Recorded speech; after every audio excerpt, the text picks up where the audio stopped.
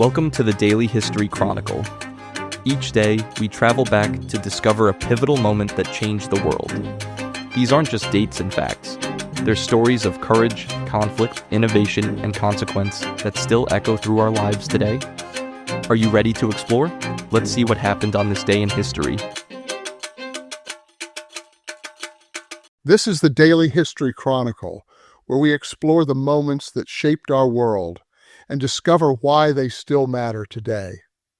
I'm Richard Backus, publisher of University Teaching Edition, and every day I get to share a piece of history that I think you'll find as fascinating as I do.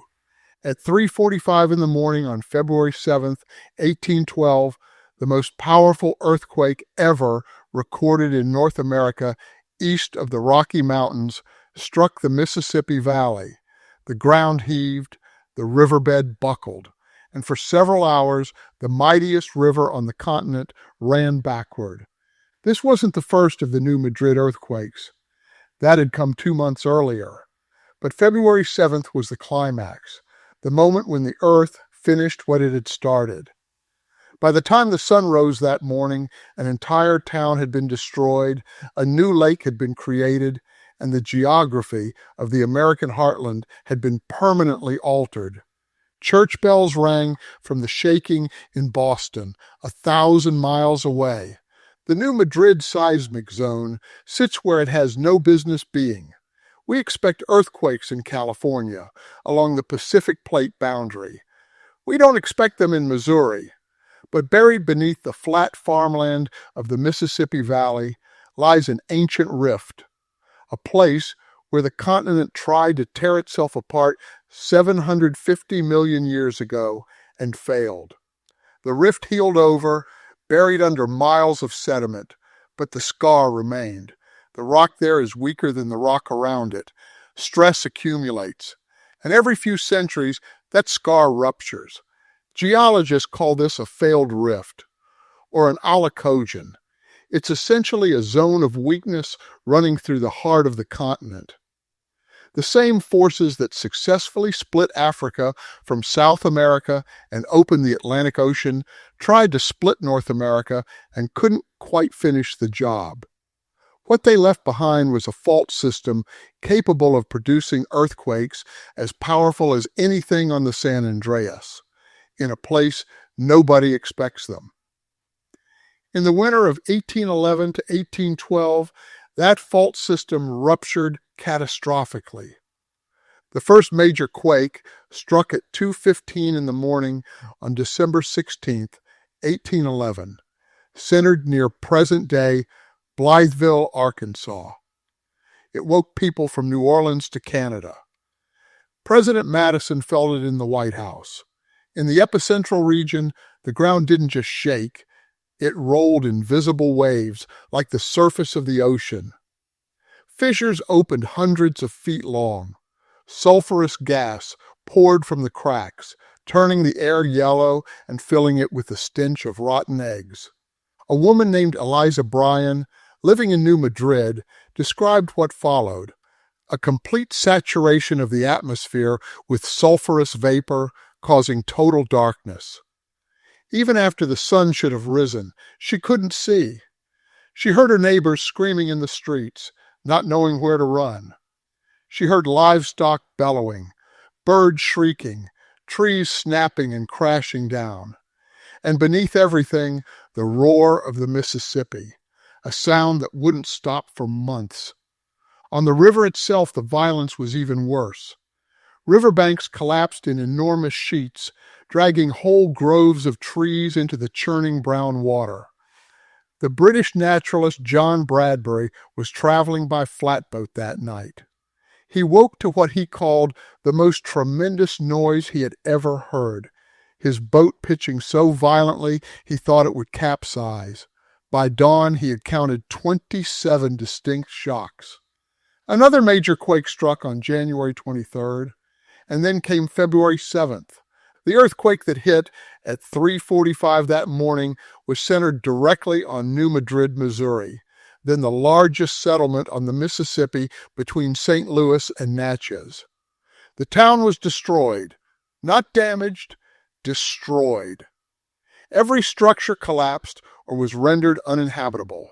The ground beneath the town had liquefied, buildings sinking into soil that had turned to quicksand. The shaking was felt across 2 million square miles, an area stretching from the Rocky Mountains to the Atlantic coast, from Canada to the Gulf of Mexico. In St. Louis, 200 miles away, chimneys toppled and walls cracked. In Cincinnati, 300 miles away, people fled into the streets in panic. In Louisville, pendulum clocks stopped. In Charleston, South Carolina, and in Washington, D.C., the tremors were strong enough to wake sleepers and rattle dishes off shelves. In Boston, 1,000 miles from the epicenter, church bells rang from the vibration alone. The reason the shaking traveled so far has to do with the geology of eastern North America.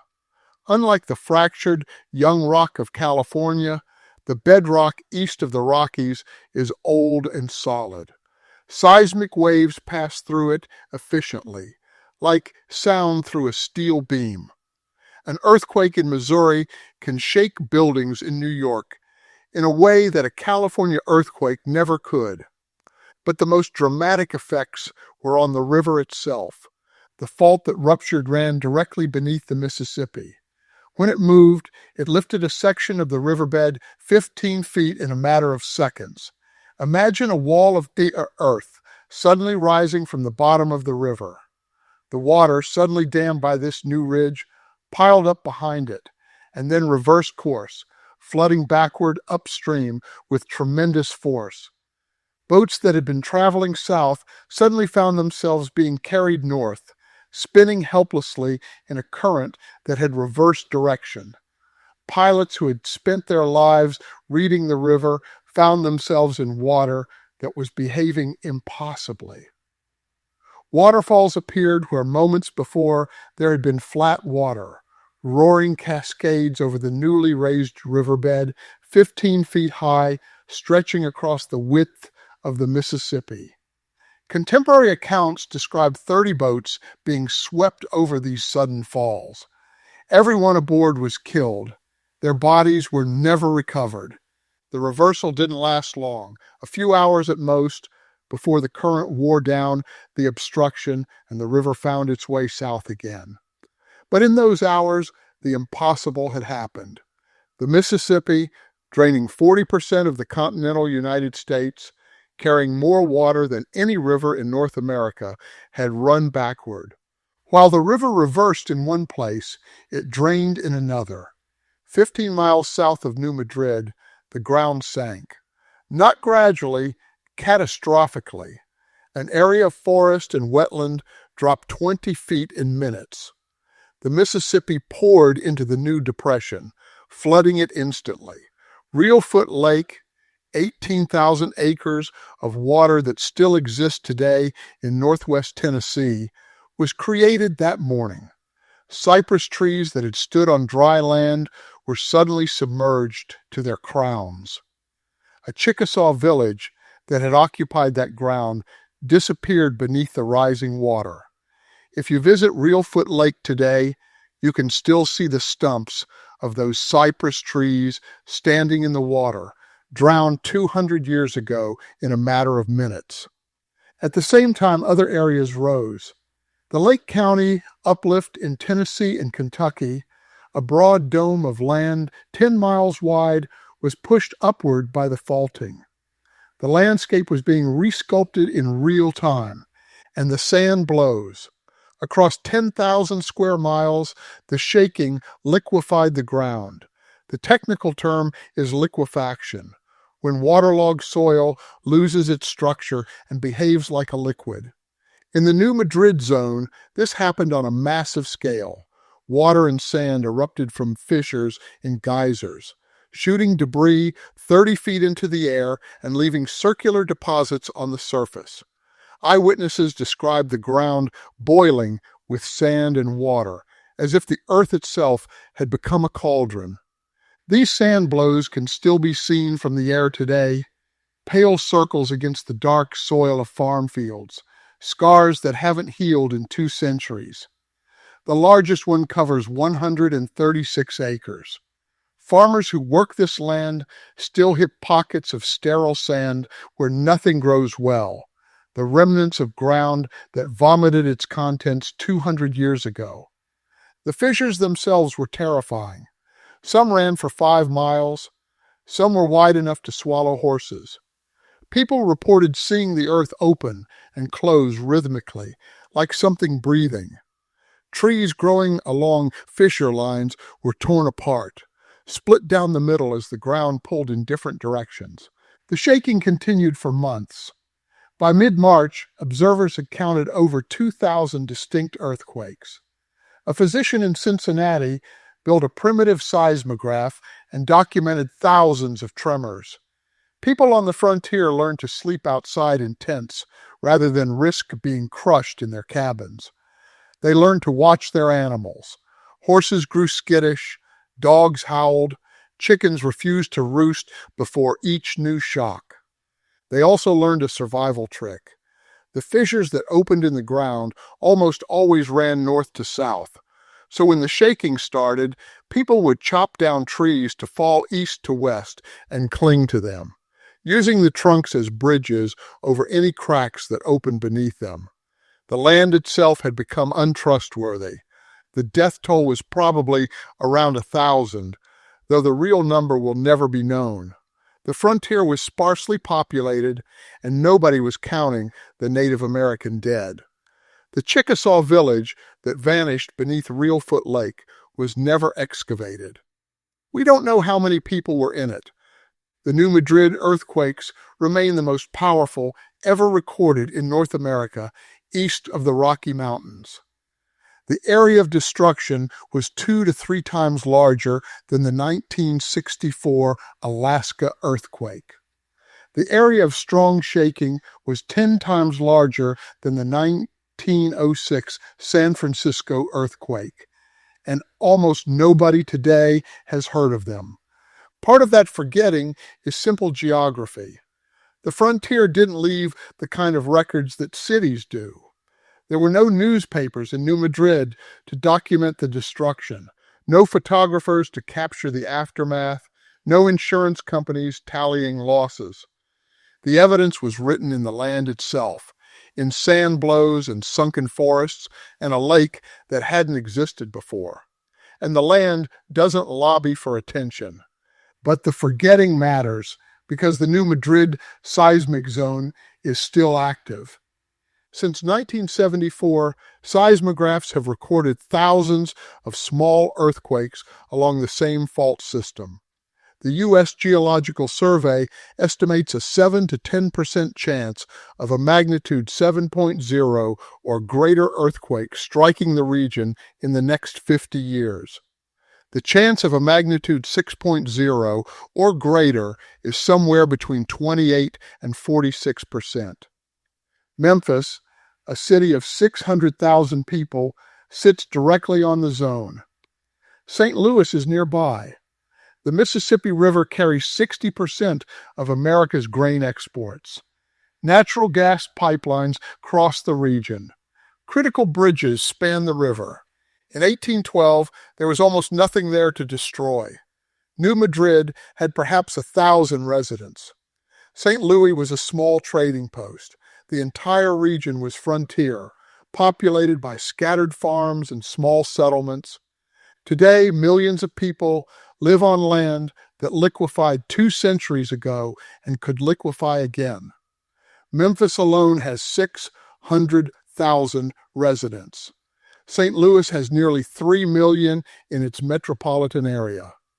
The infrastructure that crosses the zone, bridges, pipelines, power lines, highways, is critical to the national economy, and none of it was built to the seismic standards required in California, because this isn't supposed to be earthquake country. But it is. The scars are still there. The stress is still accumulating. And the question isn't whether the New Madrid fault will rupture again. Geologically speaking, it will.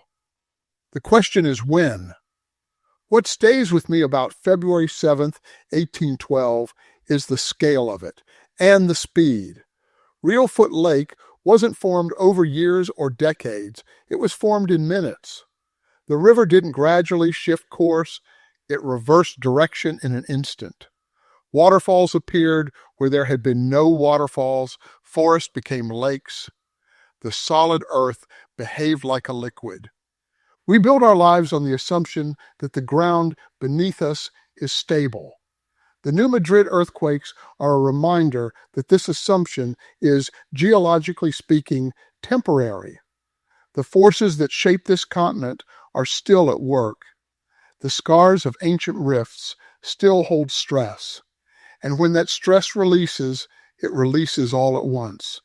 The frontier settlers who survived February 7th, 1812, watched their world remake itself in a single morning. They had no framework for understanding what had happened, no plate tectonics, no seismology. They just knew that the earth had opened, the river had reversed, and nothing would ever look quite the same. I'm Richard Backus, and this is the Daily History Chronicle. Tomorrow, we'll explore another moment that shaped our world. Until then, consider this. Why have the most powerful earthquakes in American history been largely forgotten? What would it mean for the nation if the New Madrid Fault ruptured today? And what does it tell us about our relationship with the land that we build cities on ground that has already proven it can turn to liquid? Because that's what February 7th, 1812 teaches us. Not just about the power of the earth, but about how quickly the ground we trust can become the force that destroys us. Thank you for your time. If you enjoyed this episode, then please subscribe. If you really enjoyed it, then please tell a friend. I hope you will join me again tomorrow for more of our shared history.